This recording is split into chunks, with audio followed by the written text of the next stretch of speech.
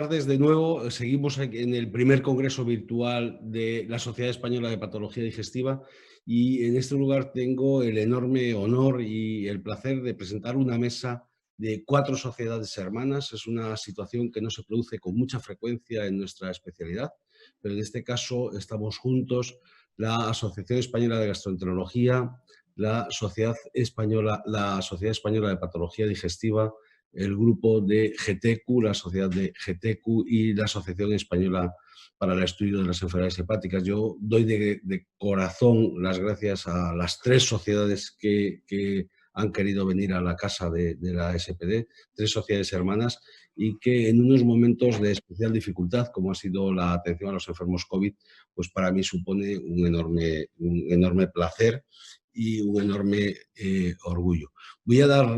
Vamos a intentar ir en tiempo, vamos a intentar ganar los escasos minutos que se ha retrasado la mesa anterior y por eso voy a dar la palabra de forma inmediata al doctor Luis Bujanda, que es el presidente de la Asociación Española de Gastroenterología, que presentará al resto de los ponentes. Luis, cuando quieras, por favor.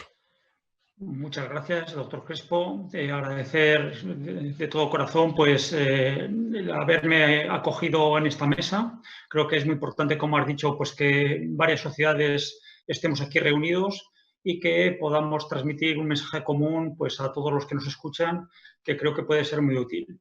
Sin más, voy a dar comienzo ya a la presentación de nuestros invitados. Creo que son unos invitados de lujo y vamos a comenzar con el doctor Calleja, que la mayoría, mucha gente ya lo conoce, pero recordar que es el jefe de servicio de gastroenterología y hepatología del Hospital Universitario Puerta de Hierro, además de profesor titular de medicina, y que nos hablará un poco sobre el reinicio de las actividades relacionadas sobre todo con el área de patología después de esta situación que hemos vivido en estos últimos meses. Sin más, te cedo la palabra, doctor Calleja.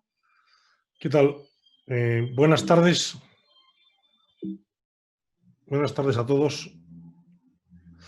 Realmente, primero dar las gracias a la Sociedad Española de Patología Digestiva. Yo, igual que ha dicho el doctor Crespo y el doctor Bujanda, creo que es un lujo poder compartir con estas 3 sociedades hermanas, en este caso en nombre de la AEH, que es la que represento yo, digamos, esta sesión y sobre todo el haber colaborado en este momento crítico que ha tenido nuestro país con el asunto del COVID. Yo creo que las sociedades han demostrado una madurez, digamos, de alguna manera colaborando y haciendo no solo este documento, sino el documento que se hizo al inicio de la pandemia del COVID. Y yo, sinceramente, creo que han estado a la altura de las circunstancias, a la altura de lo que se exigía en estos momentos como sociedades, insisto, representantes de la especialidad de digestivo en las diferentes partes que esta tiene. Bueno, voy a centrarme muy rápidamente, yo creo que va a haber debate posteriormente, simplemente referirnos a este artículo, que ha sido el artículo que se ha publicado en la Revista Española de Enfermedades Digestivas y que habla del restablecimiento de la actividad después de esta pandemia COVID. Y yo voy a referirme específicamente a la parte de patología.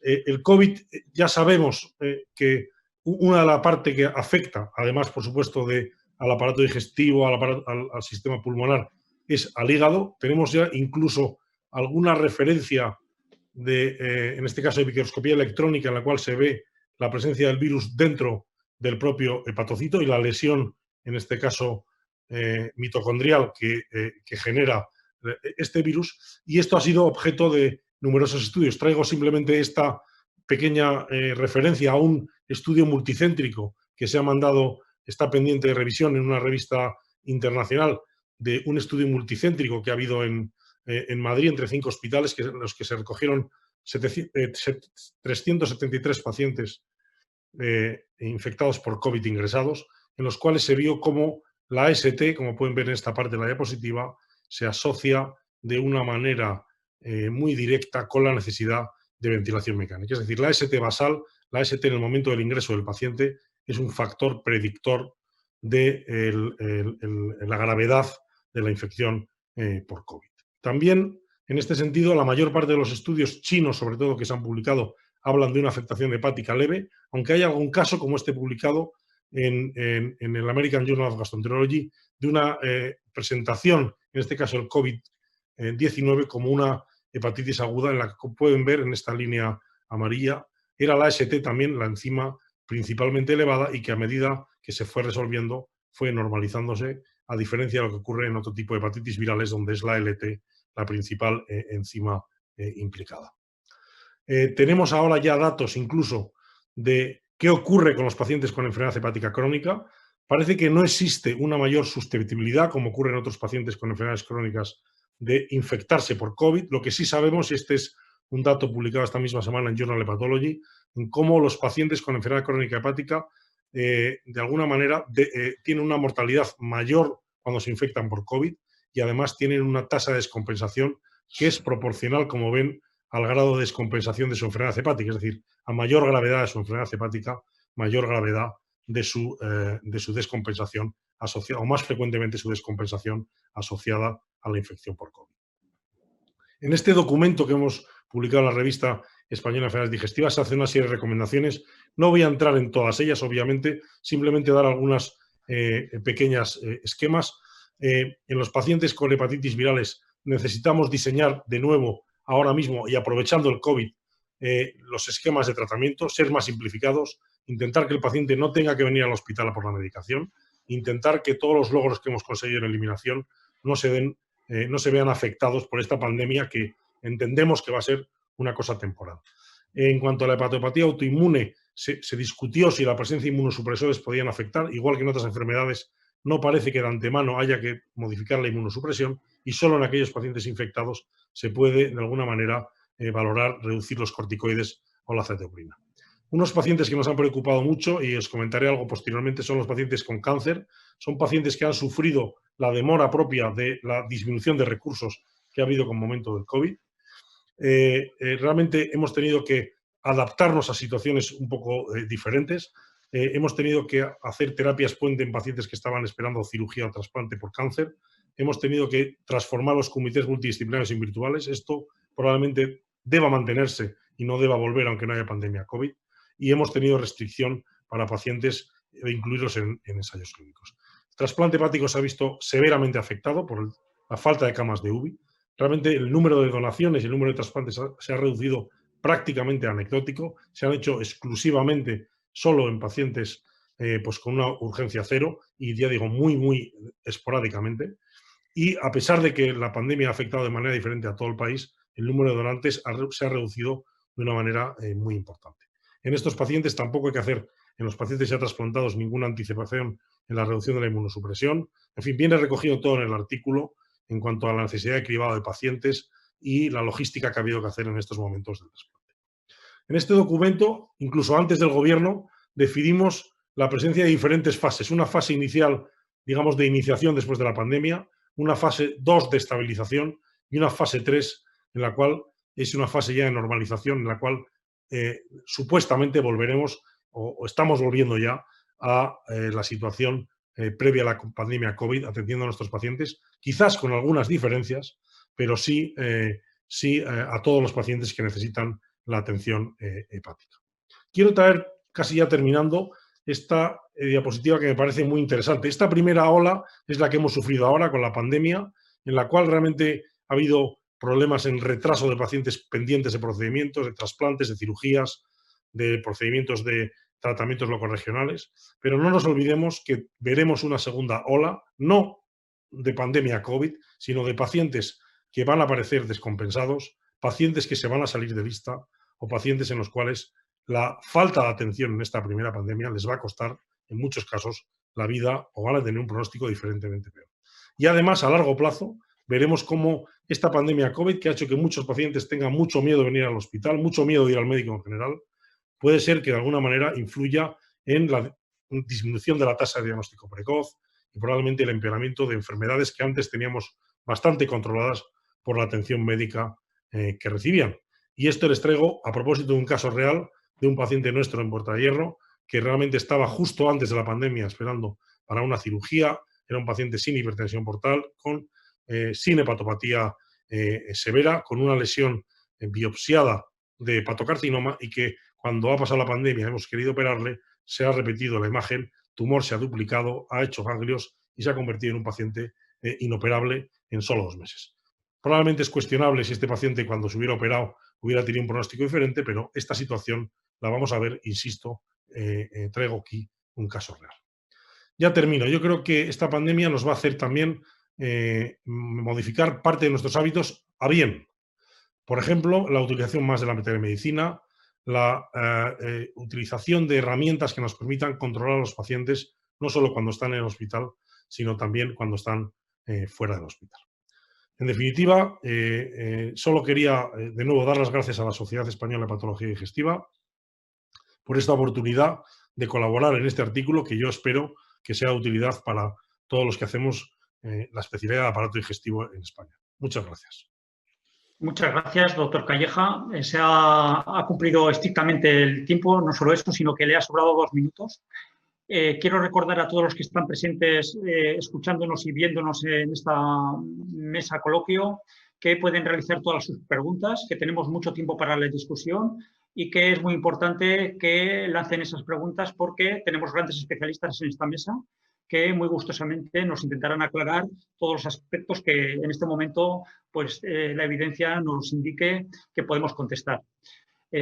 Sin más, vamos a pasar a nuestro segundo invitado, que es el doctor Barreiro. El doctor Barreiro es el presidente de GTECU, es la Asociación para el Estudio de la Colitis Ulcerosa y Enfermedad de Crohn en España, y además es el responsable de la unidad de inflamatoria del Hospital Universitario de Santiago de Compostela, y que nos explicará y nos dará unas nociones de cómo tenemos que abordar todo el tema de la epidemia de COVID y cómo debemos enfocar a los pacientes y hacia qué rumbo debemos marcar en estos próximos meses. Sin más, le cedo la palabra, doctor Barreiro. Buenas tardes a todos. Como los anteriores ponentes, lo primero agradecer la iniciativa. Es un placer estar aquí como presidente de la sociedad de GTECU y el Grupo de Trabajo Español de Crohn y Colitis Ulcerosa, en esta iniciativa donde creo que ha sido un gran acierto desde el principio, que nos hayamos unido todas las sociedades y que podamos dar una respuesta conjunta a muchos de los problemas que nos están planteando nuestros pacientes y sobre todo nuestros compañeros. Sin más, deciros que desde el día 1 de la epidemia, pues para GTECU fue un... A ver si no me está pasando.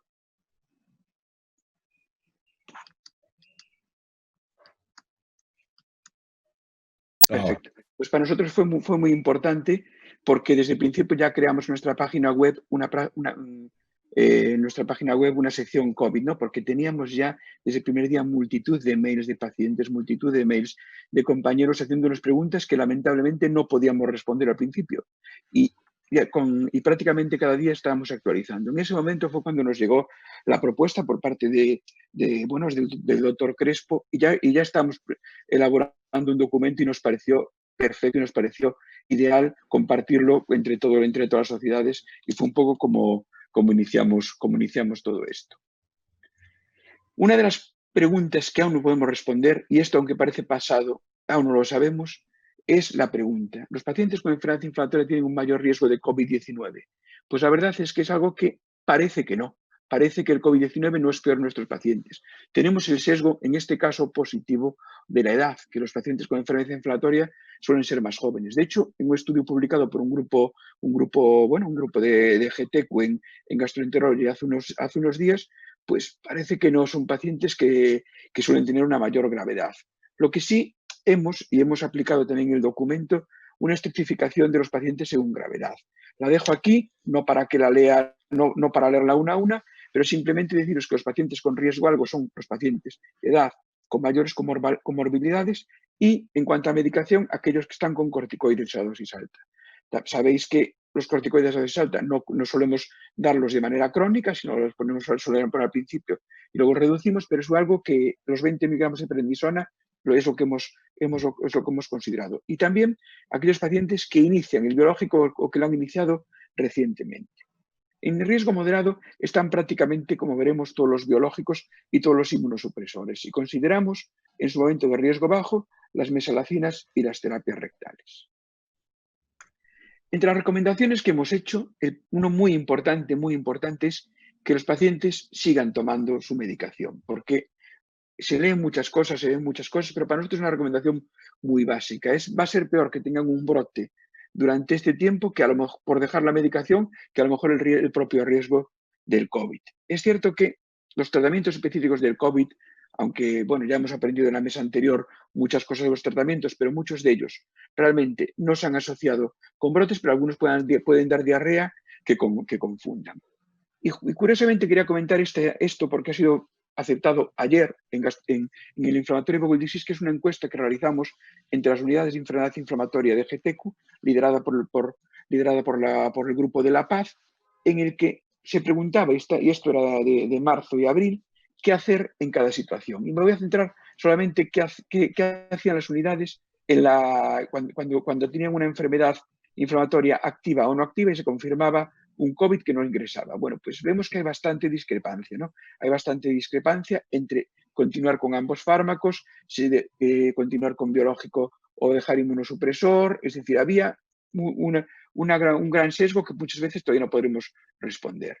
Un poco lo que sí que recomendamos en el documento es que a un paciente que se le para el inmunosupresor biológico tras COVID, esperar mínimo 2 semanas y recomendamos que mínimo resolución de síntomas, pero sobre todo recomendado una PCR negativa antes de volver a iniciar el biológico. Sabéis que se han publicado muchos datos de COVID y EI. Está la base Secura-IBD, en la que España es el segundo país con más pacientes, y no nos vamos a centrar en analizar fármaco por fármaco, pero lo que sí queremos ver es que en esta base se ve que la población de enfermedad inflamatoria se comporta igual que la población en general. Es decir, ¿quiénes tienen un mayor riesgo de muerte? Aquellos que tienen más comorbilidades, como podemos ver. Es decir, parece que la actividad de la enfermedad no influye, pero sí el riesgo de tener más comorbilidades. ¿Y qué hacemos tras la ola? Pues tras la ola, que es la que hemos tenido, es donde, bueno, pues tuvimos la suerte de participar en este documento conjunto. Y voy a dar unas pinceladas porque casi todo se va a discutir posteriormente después en el debate, ¿no? Un tema muy importante son las consultas externas programadas. Al principio, al igual que pasó en patología, la mayoría de ellas fueron telemáticas y la idea es, por ahora, mantenerlas mayoritariamente, ¿no? Y algo muy importante que tenemos que ver es la cadencia, es decir, valorar el tiempo entre las mismas de los pacientes en remisión profunda. Como sabéis, GTQ hemos realizado y todos los hospitales aquí presentes han acreditado en la acreditación de unidades y ahí marcamos unos tiempos, cuánto tiempo tiene que venir un paciente que está bajo tratamiento inmunosupresor, cuánto tiempo tiene que venir un paciente que está bajo tratamiento biológico, y creo que algo importante va a ser que ahora vamos a tener que redefinir estos tiempos. Evidentemente, todas las medidas como uso de mascarilla, gel, una mesa de trabajo despejada, que no por ello que, bueno, pues lo tomo yo en persona, que es una persona bastante poco ordenada, pues yo creo que es algo que también tenemos que recordar sobre todo. Y en las consultas urgentes, bueno, pues muy importante aquí la labor de enfermería. Ha sido fundamental la labor de enfermería y debe seguir siéndolo porque nos va a cribar el motivo de la consulta y va a decir que un paciente venga o no. Recomendamos también venir sin acompañante, es decir, que acudan sin acompañantes, sobre todo acompañantes mayores de 60 años. Y algo desde lo que creo que debemos trabajar es en la medición de la calprotectina fecal desde el domicilio. Tenemos varias herramientas, varios instrumentos que vamos a ir trabajándolos poco a poco. De telemedicina, el sábado va a haber una mesa donde la máxima experta en telemedicina y enfermedad inflamatoria, la doctora Marian Aguas, va a explicar y probablemente nos hable de este proyecto, el proyecto TECU, que justamente ya había iniciado GTQ unos meses antes de la pandemia. Y ya es un ensayo clínico que estoy seguro que el sábado por la mañana será de gran interés. Después está el hospital de día. El hospital de día, en algunos sitios de Madrid y Cataluña, ha sido un problema. En la gran mayoría de los hospitales no ha sido un problema, pero sí que hemos establecido unas instrucciones para el futuro. Es decir, tenemos que tener los sillones para los fármacos intravenosos situados a 2 metros de distancia. Debemos establecer turnos con cita previa. Evidentemente, mascarillas y limpieza. Decir a los pacientes que acudan siempre que puedan sin acompañante y que no esperen y que no se acumulen allí. Y algo muy importante es tener un contacto con farmacia para el envío de los fármacos subcutáneos a casa durante este momento, que no pasen tanto por el hospital de día. Y algo que sí que hacemos es no recomendamos el cambio de fármacos. Se habló en su momento la posibilidad de cambiar de intravenoso a subcutáneo y simplemente comentaros dos aspectos. Hubo un estudio hace tiempo, un estudio en el que se vio que los pacientes que estaban con infliximab en revisión y se cambiaban a adalimumab, pues un porcentaje de ellos rebrotaba. Por lo tanto, cambiar por cambiar no está recomendado. Y sí, lo que hemos hecho desde GT Se fue la voz. y nos hemos puesto en contacto con la Agencia Española de Medicamento y con la EMA, es intentar, ¿no?, que es algo que está desarrollado y que en algunos países como Alemania ya es posible, intentar favorecer que se pueda pedir en nuestro país. Afortunadamente, la situación ahora mismo no hace que se cambien de intravenoso a subcutáneo, pero es algo que también nos parecía muy importante y tenemos que tener esta puerta abierta para el futuro. Endoscopia y secabramesas, simplemente muy importante endoscopia, que hay algunas indicaciones que hemos decidido posponer, como pues, la evaluación de la recurrencia, dándole más importancia a la calprotectina, pues el screening de cáncer colorectal en pacientes con colitis ulcerosa sin riesgos que tengan colonoscopias previas, por ejemplo, se pueden posponer. Y en cuanto a la cirugía urgente tiene que hacerse, pero la electiva debemos discutirla en un equipo multidisciplinar. Y sobre todo, algo que sí que se está haciendo es testar a todos los pacientes antes de la cirugía. Y ya mi última diapositiva es algo que nos parece muy importante. Los ensayos clínicos y los estudios. Creo que esto no debe parar porque es algo que la ciencia va avanzando. Y lo tenemos que ver nosotros y también, pues también las farmacéuticas y también la gente que monitoriza los ensayos. Va a haber dificultades, pero hay muchos pacientes que todavía la única salida a día de hoy son los ensayos clínicos. Entonces, tenemos que tenerlo en cuenta. Y algo también a nivel común que me parece muy importante es, bueno, pues las coordinaciones como grupos. Y un poco os podemos contar lo que pasó en nuestra base Neira, que se nos han propuesto muchos estudios de SARS-CoV-2 y, bueno, pues lo que hemos decidido es hacer un estudio común, conjunto de enfermedad inflamatoria que esperemos que pronto tengamos sus resultados. Y nada más, muchas gracias de nuevo al doctor Crespo, a la Sociedad Española, a las otras sociedades hermanas por dejarnos colaborar en el documento y como acabamos viendo, que la ola nos llegue lo más lejos posible y simplemente, nada, daros la enhorabuena por el Congreso y hoy es un día también muy feliz para GTECU porque hoy hemos llegado a la cifra del socio 1000 y es algo que también nos gustaría compartir porque es un día de mucha felicidad. Muchas gracias, doctor Barreiro. Muchas gracias por su presentación. Ha estado muy bien, muy fantástica. A continuación, el doctor Jorquera, que es jefe de servicio del Complejo Hospitalario de León, nos dará su visión en relación con la endoscopia. Y voy a decir un dato que probablemente me ha llamado la atención y que probablemente también nos podrá contar su experiencia, ¿no? Porque he leído a través de los medios, ¿no?, que había tenido la infección. Y que, bueno, esa perspectiva también es interesante, ¿no? A veces solo nos ponemos de un punto de vista y tener la visión desde el paciente y de otros aspectos, pues es muy útil, ¿no? Animar de nuevo a la gente que nos está escuchando de que lance preguntas porque creo que nos pueden beneficiar a todos y sin más, doy el paso al doctor Jorquera. Gracias, gracias Luis. Buenas tardes a todos. Nada, en muy breve espacio de tiempo hemos acumulado muchísima información acerca del COVID-19 y de su impacto en todas las áreas de nuestra vida, ¿no? Y hemos obtenido algunas certezas y muchísimos interrogantes, algunos de los cuales espero que podamos resolver esta tarde, ¿no? Entre las certezas, desde luego, la más importante es que ya no volveremos a trabajar igual, esto es un hecho, no volveremos a trabajar igual, que la telemedicina ha venido no para quedarse, sino para potenciarse de manera exponencial. Y no debemos de caer en el riesgo también de hacer la medicina que quería el doctor House, medicina sin enfermos, ¿no? Ese es el riesgo de la telemedicina. Y nuestras agendas de endoscopias ya no van a ser tan eficientes como lo eran, ¿no? Desde que se habló de desescalada empezamos a pelearnos en una dicotomía entre o cuidado de salud con el confinamiento o cuidado de la economía con el desconfinamiento.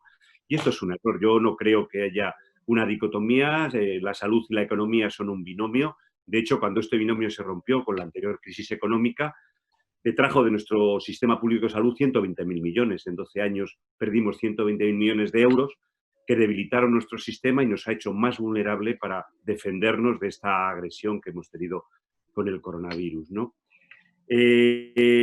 A ver si va esto bien. Perdonar. Ahora. Desde luego, tenemos que ir a una recuperación progresiva de la actividad, teniendo como guía siempre la prudencia y el sentido común, porque no podemos permitir que crezca de manera insostenible e insoportable la lista de espera, porque esto va a aumentar la morbilidad y mortalidad que todos sabemos que ya están incrementadas como efecto colateral de los pacientes que no han sido atendidos, que no han querido subir a nuestras unidades o que no han podido ser atendidos debido precisamente a la presencia del COVID, ¿no? Entonces, tenemos que recuperar, y esto nuestras sociedades lo entendieron rápidamente y se pusieron de acuerdo para hacer este documento del que discutimos esta tarde para recuperar esa actividad, ¿no? Lo primero, desde luego, es la seguridad. Seguridad para los pacientes, seguridad para nosotros, para los sanitarios. Nos tenemos que proteger unos a otros, pero tenemos que ser conscientes que hasta que haya una vacuna que se aplique a toda la población, vamos a estar conviviendo con el coronavirus, con un nivel de infección que va a depender mucho de la responsabilidad individual de cada uno de nosotros. Y eso, como todos sabéis, es una incógnita en nuestro país. Por lo tanto, tenemos que realizar actividad, no podemos estar parados, pero tenemos que hacerlo con suficiente seguridad, ¿no? Y esta seguridad tiene que estar siempre como luminaria delante de nosotros. Y algo que es crítico para esa seguridad para nuestros pacientes, para nosotros mismos, es testar periódicamente a toda la plantilla. Esto, que cada cuánto hay que testar a la plantilla, no es algo que no tiene respuesta, no tenemos respuesta para ello, pero desde luego hay que testar a toda la plantilla, hay que saber si tenemos personal con infección activa para aislarlos, hay que saber si tenemos personal con infección pasada. Bueno, pues porque esto permite organizar nuestros equipos de trabajo de otra manera, ¿no? Que aquellos que que todavía son vulnerables a la infección. Testar, cada cuánto, ya lo discutimos si queréis luego, pero hay que testar a toda la plantilla, ¿no? Y nosotros creo que podemos sentirnos orgullosos de los compañeros, de los radiólogos de este país, porque muy pronto, en el inicio de la epidemia, se pusieron de acuerdo para hacer documentos que nos sirvieran de guía a todos nosotros para poder actuar con mayor precisión y con mayor seguridad en el manejo, en este caso, de las endoscopias, ¿no? La propia Sociedad Española de Patología Digestiva y la Asociación Española de Gastroenterología emitieron también un documento que ha sido, yo creo que de enorme ayuda a todos los gastroenterólogos del país para poder hacer las cosas como es debido, ¿no? Con seguridad para nuestros pacientes y para nosotros mismos, porque no tenemos que olvidar que una parte desgraciada de esa infección entre el personal sanitario se ha producido de unos a otros entre nosotros, ¿no? Esto es muy importante. Hoy en día tenemos muy claro cómo podemos cuidar a nuestros pacientes o cómo podemos cuidarnos de nuestros pacientes, pero si paseamos por los centros hospitalarios, todavía hoy en día vemos que esa protección entre nosotros no es lo rigurosa que debiera de ser o que nosotros estamos recomendando a otros colectivos, ¿no? Y en cuanto al restablecimiento de la actividad, ya se ha comentado, este es el documento que acordaron nuestras 4 sociedades y yo quiero aprovechar para felicitar a las 4 sociedades. La verdad es que es un orgullo, es la agilidad con la que se ha hecho, la capacidad de consenso, la madurez y la responsabilidad. Yo creo que tiene que hacernos a todos estar realmente contentos. Bueno, pues esta iniciativa, transcribir en un documento cómo queremos lanzarnos a las nuevas fases ha sido crítico para que todos empezáramos a urgir a nuestros gestores que necesitábamos tener actividad. En muchos de nuestros centros, nuestros gestores tienen miedo a la actividad. ¿Sabéis por qué? Pues porque todavía no estamos seguros de tener suficientes mecanismos de protección para podernos defender de la infección. Y este miedo de los gestores, ahora que van a entrar todos y van a salir de procesos judiciales, pues está haciendo que en algunos casos se nos frene en cuanto al desarrollo de actividad, cuando nosotros tenemos claro lo que tenemos que hacer y con el nivel de seguridad que lo tenemos que hacer, ¿no? En este sentido, es importante que tengamos las ideas nítidas en cuanto a que hay que estratificar el riesgo de los propios pacientes. Hacemos todos un check-in antes de la endoscopia para saber si el paciente ha pasado la infección, si tiene síntomas respiratorios o fiebre, les tomamos la temperatura antes de empezar, o si son personal de alto riesgo porque tienen estos síntomas, están diagnosticados con un test positivo y hay que hacer una gastroscopia o una colonoscopia urgente, ¿no?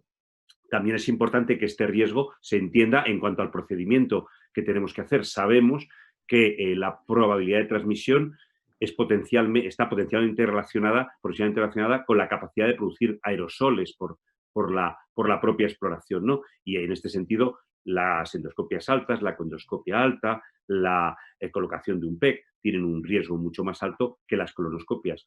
Aunque tenemos que, ya se ha comentado a lo largo de la tarde, que la excreción por heces del virus está comprobada. De hecho, el virus puede mantenerse en heces muchos días después de que la PCR del paciente sea negativa, hasta 17 días hay notificaciones de presencia en heces del coronavirus, ¿no?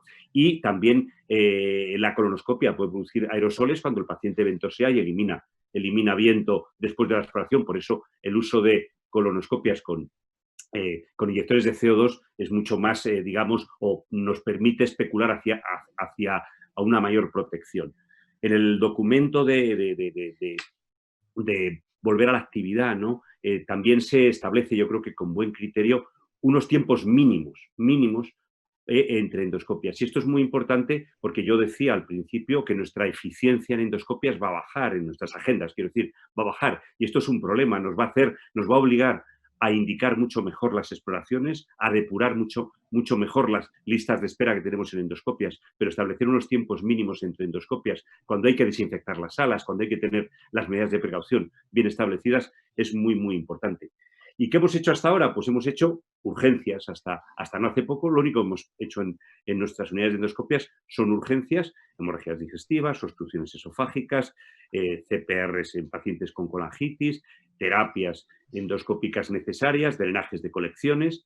Hemos hecho urgencias. ¿Y cómo propone nuestro documento de consenso que pasemos a los siguientes grados? Pues por fases. Lo que pasa es que tampoco se establece qué tiempo tenemos que esperar entre cada fase, puesto que esto va a depender mucho o dependerá muchísimo de cómo evolucione la epidemia, que en este momento, como sabéis todos, está bastante controlada en todo el país, ¿no? En una fase primera, bueno, pues volver a hacer las endoscopias de los pacientes con alta sospecha de tumores gastrointestinales, hacer mucosectomías en lesiones de alto riesgo, por supuesto hacer endoscopias a las enfermedades inflamatorias de debut, utilizar la ecoendoscopia para estadificar y para biopsiar neoplasias, la enteroscopia en hemorragias digestivas de origen oculto que consumen transfusiones y, bueno, ligar varices esofágicas en pacientes de alto riesgo. En una segunda fase vamos normalizando la actividad y podemos hacer ya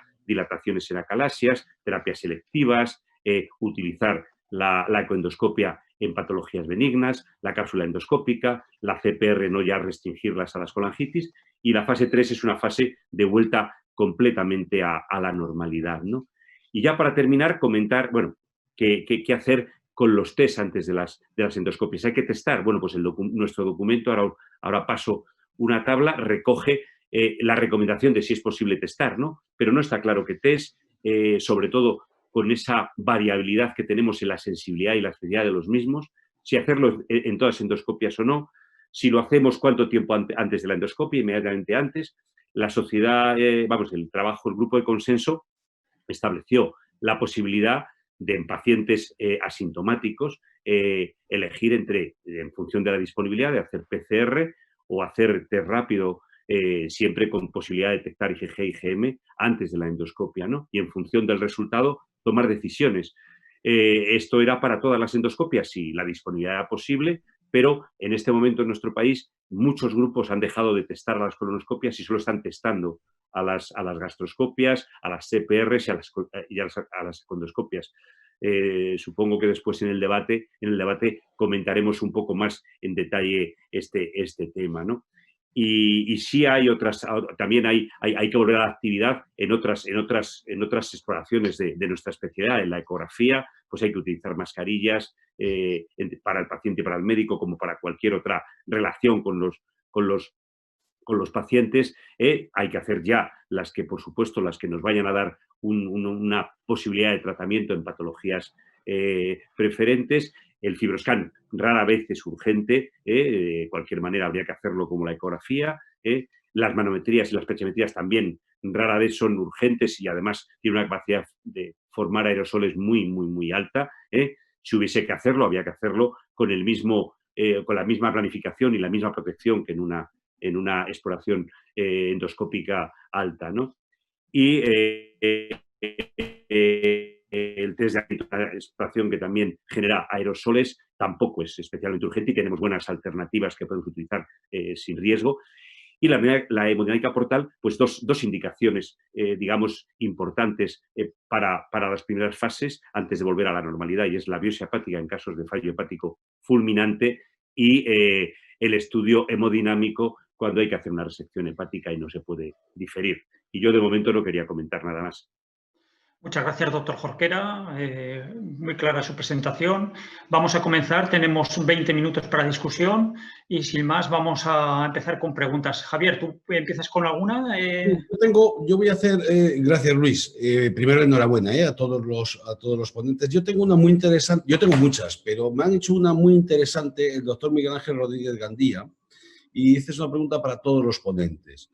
Dice, se insiste mucho en que los pacientes vengan sin acompañantes, ¿no? Y ¿estamos deshumanizando la medicina? Esta es una pregunta difícil de contestar desde mi punto de vista y, por lo tanto, para el que quiera contestarla. ¿Qué se atreve? Bueno, pues como lo dije yo, voy a contestar yo porque lo puse lo he puesto en una diapositiva, lo de no recomendar. A ver, yo creo que no, yo creo que la mayoría de los pacientes lo entienden como algo puntual, lo de los acompañantes. Evidentemente, hay circunstancias que sí que te dicen que prefieren tener con un acompañante, un paciente joven que va a empezar un biológico, está hablando de enfermedad inflamatoria, pues, por ejemplo. Pero es cierto que, sobre todo cuando vienen al hospital de día, algo que ya es crónico, que ya vienen mucho, y era muy común que viniesen acompañados, o por ejemplo, a consultas en consultas crónicas que ya no tienen bastante confianza con el médico, que puede ser, yo creo que para patología inflamatoria, para páncreas, para tal. Yo creo que en este caso, yo creo que yo no lo veo como una deshumanización, sino lo veo como un proceso que a lo mejor nos lleva a otra humanización. Es decir, no lo veo como tal, pero es mi opinión personal. Creo que es una balanza que la gran mayoría de la gente lo está aceptando. Pero bueno, correcto. No sé qué opinan otros. Bueno, yo creo que hay casos y casos, como ha dicho Manu, efectivamente hay situaciones en las que no hay ninguna necesidad y hay otras en las que es inevitable. Yo creo que hay que individualizar. En este momento la situación de los hospitales no obliga a lo que obligaba hace un mes y un acompañante en un paciente en los hospitales ahora mismo, con la poca frecuentación de consulta, con las consultas telemáticas, están las salas vacías. Yo creo que no hay riesgo para transmisión no hay, digamos, carga viral hospitalaria que justifique, digamos, una medida drástica. Y hay casos y casos. La edad media de nuestros pacientes es alta en muchos casos, la de la inflamatoria no, pero el resto de la gastroenterología tiene una edad media alta y claro, la compañía es fundamental. Yo estoy de acuerdo con lo que ha dicho el doctor Rodríguez Gandía, de que realmente es una manera de deshumanizar la medicina. Desgraciadamente todo el mundo lo entendemos como algo temporal, algo que va a dejar y que tiene que ver con la falta de espacios en las salas de espera, etc.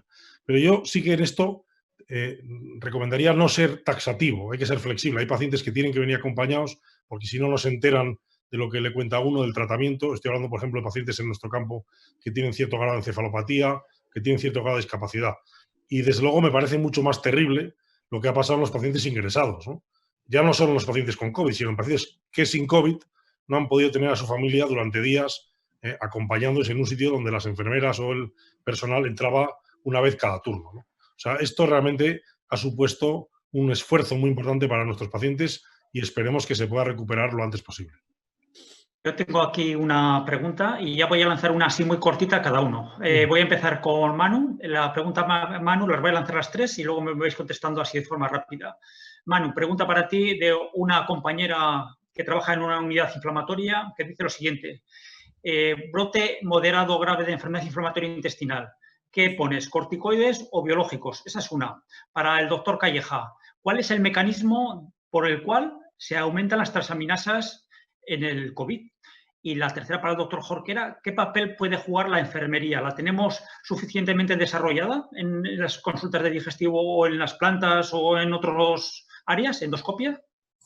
Pues empiezo contestando algo que, bueno, que es así muy, muy genérico. Como dije, en su momento, en el momento de la pandemia, los 20 miligramos de corticoides más era lo que había un mayor riesgo. Pero a día de hoy creo que un paciente que viene por un brote y si la indicación clínica, es decir, no ha tenido antes no ha recibido corticoides previamente, se pueden tratar con corticoides sin problema. No creo que debamos adelantar líneas a día de hoy. A lo mejor hace un mes y medio sí que se podía haber pensado en adelantar líneas. Probablemente lo que adelantábamos, y es muy rapidito, era que a lo mejor sí que pasábamos antes al biológico que el inmunopresor, porque aquí el inmunosupresor teopurínico, porque queríamos rapidez. Pero en este caso, yo creo que ahora mismo no veo indicación de saltar líneas. ¿Qué dosis? ¿60 miligramos, por ejemplo, sí. podrías poner? Un gramo de peso. Es decir, Vale, no lo he comentado, pero en el documento también hablamos un poco de intentar la bajada de corticoides más rápido, que lo pueden leer, pero en principio era para el momento agudo. Para el momento posterior, yo creo que ahora mismo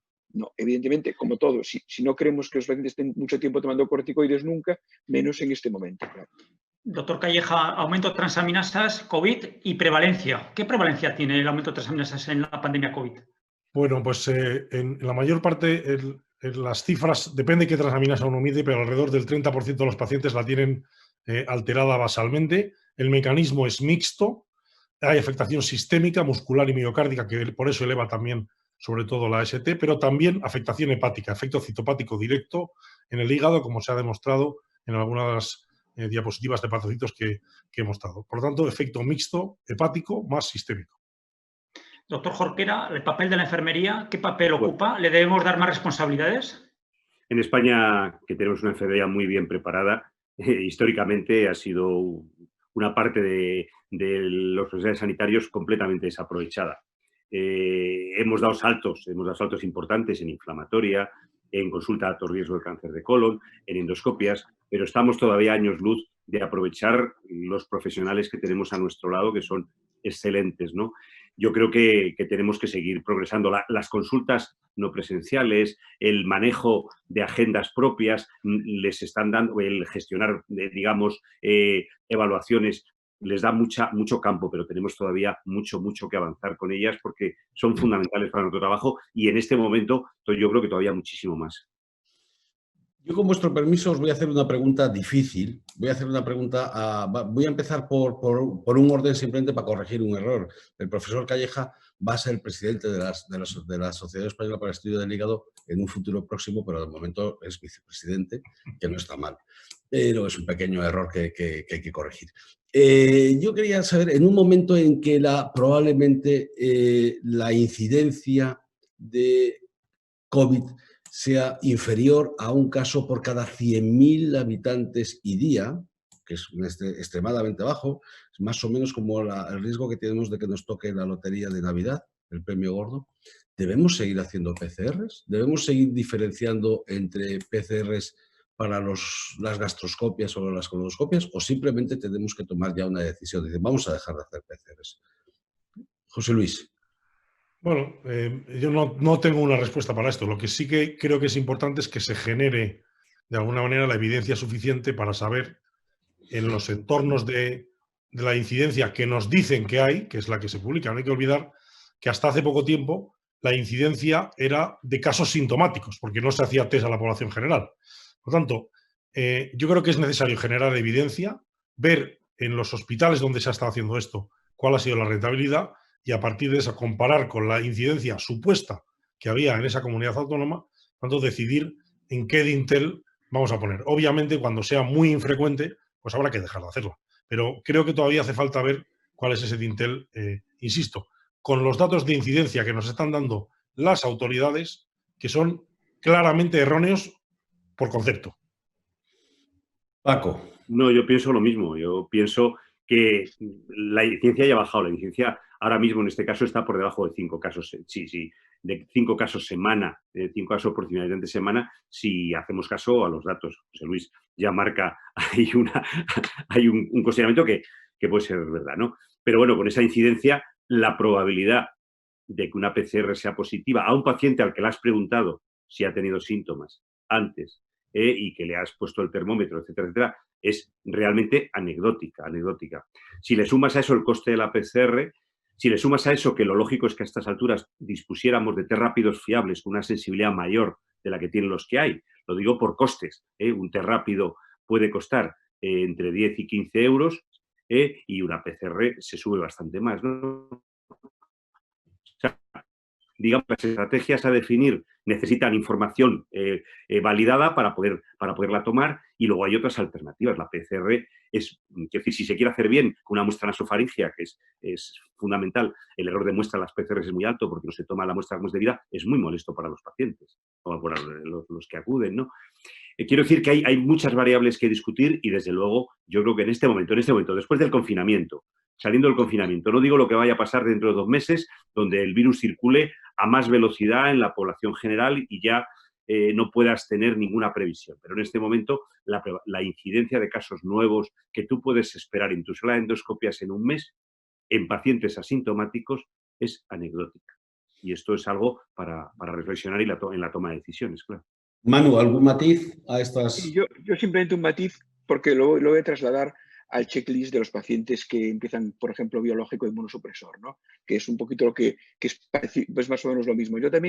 Yo soy un defensor, o era hasta ahora un defensor de hacérselo, pero es cierto que había con muchos compañeros de inflamatoria, incluso reumatólogos, no están de acuerdo. ¿Por qué soy personalmente un defensor? Porque en este checklist buscamos infecciones que a lo mejor son todavía mucho menos comunes de lo que es actualmente la COVID. Entonces, yo pienso que a un paciente que va a empezar con un tratamiento inmunosupresor biológico, mi opinión, y ya digo, es una opinión personal porque no está claro por el resto, yo creo que si buscamos pues citomegalovirus, si buscamos otras cosas que a lo mejor son menos comunes, yo creo que a día de hoy no estaría mal.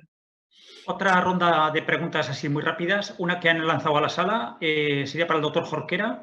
Entre enfermos que se hacen endoscopias, ¿qué hay que desinfectar? ¿Suelo, superficies, solo camillas? ¿Qué tipo de desinfección? Esa es una para el doctor Jorquera.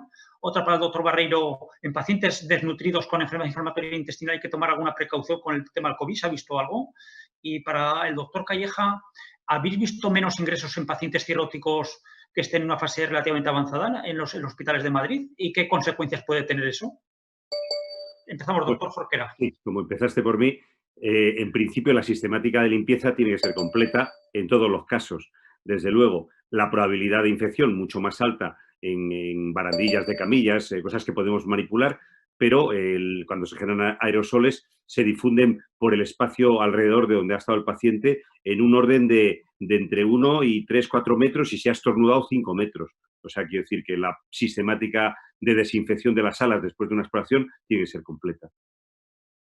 Muy rapidito, sí, el paciente es nutrido, y en la tabla que puse y que está en el documento de las sociedades es de los de pacientes de alto riesgo, como un paciente con comorbilidades, y eso que es el paciente muchas veces el que debuta, incluso el niño con problemas de crecimiento, pues un paciente que sí que es un paciente que tenemos que tener las medidas como si fuese un paciente anciano o un paciente con más de 20 gramos de corticoides.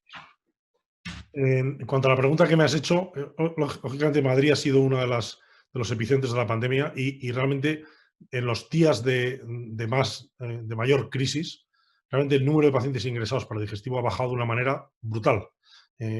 Por poner una idea, nosotros tenemos habitualmente ingresados una media de 30 pacientes, ha habido días en de tener 6 pacientes ingresados, ¿no?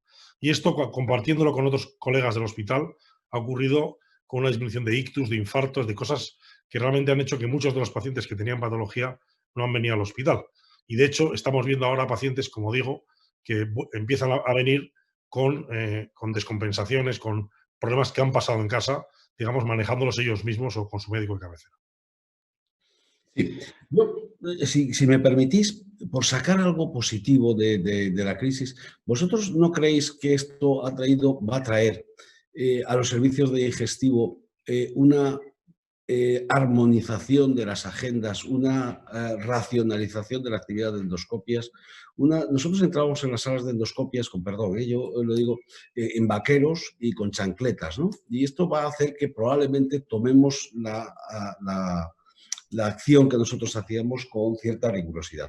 Permitidme que se haga una pregunta después, porque la ha hecho la doctora Elba, y si no, Elba Job, y si no, se va a enfadar conmigo, que cuando hagáis un comentario a este comentario que he hecho yo, me contestéis si la ecografía abdominal es una exploración de bajo, de intermedio o de alto riesgo. Bueno, yo, Javi, voy a hacer un comentario sobre lo que tú has dicho. Yo creo que esto tiene, de todo este aspecto negativo, vamos a sacar muchas cosas positivas. Una de ellas, has dicho tú, la racionalización de las agendas. Probablemente en algún momento determinado realmente se habían forzado a un límite que realmente hay que hacer. Yo sinceramente creo que, y por lo menos conozco la situación de Madrid, los servicios de digestivo, primero, han dado la cara, han sido de los servicios que más adjuntos han aportado a las plantas COVID. Además, la mayor parte de los jefes hemos recibido información muy positiva de la mayor parte de nuestros adjuntos que se han hecho neumólogos o infectólogos en muy poco tiempo. Y yo creo que hemos aprendido otra cosa, es a autogestionarnos como servicios, ¿no? Yo creo que no siempre hemos tenido el apoyo de servicios como preventiva o salud laboral dentro del hospital, que muchas veces han dado información contradictoria, y esto realmente lo hemos aprendido para que otras veces lo tengamos en cuenta.